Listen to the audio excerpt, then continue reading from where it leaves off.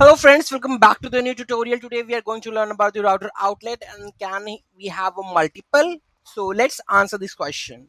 So those who haven't subscribed my channel yet, please do subscribe my channel, and if you like the video, please do like, share and comment on my video. Let's get started.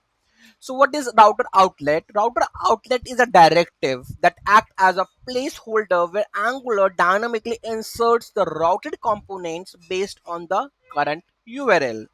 So here we have an app component.html and here I am pasting here router outlet. What it will do, if the URL matches a route like slash home, it is mapped to the home component. Angular will render the home component here. Behind the scenes, router outlet listen to the route changes. It uses Angular router service to match a route. It creates and inserts the target component into the DOM. Can we have a multiple router outlets? Yes. Yes, can we have the multiple outer outlets, but you need to configure name outlets. Why multiple outlets? So use cases side by side views like chat plus details. In that scenario we need pop-ups and the models via routing, admin layouts with dynamic dashboards.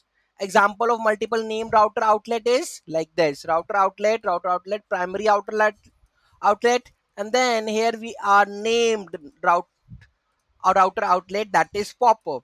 Okay, named this one. So route configuration would be like this, and home component, that is primary, and this here we are mentioning the route outlet, that is pop-up.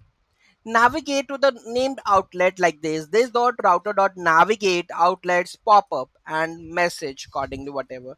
This renders the home component in the main outlet and the message component in the pop-up outlet. Okay, so features: router outlet renders a routed component based on the URL. Named outlets property: use multiple outlets with the name, configure routes with outlet property. Use case: multiple views, layouts, sidebars, and the modals via routing.